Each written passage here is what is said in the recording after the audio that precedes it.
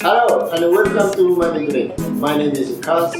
I'm the owner and head chef of the sushi restaurant in Northern California. We serve sushi roll, nigiri, tempura, poke, and other Japanese food.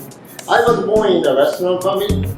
After I graduated high school, my father taught me proper knife technique and a wide variety of the Japanese recipes.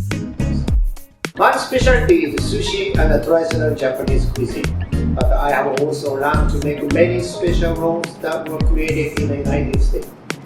I have been in the US for almost 30 years now, and I have owned my restaurant for over 15 years. My goals are to introduce more unique rolls to the modern sushi fan, to pass on the recipe my father taught me, and to inspire my viewers to create their own roll too. If you try my recipe, please leave a comment about your experience. Thank you very much for watching.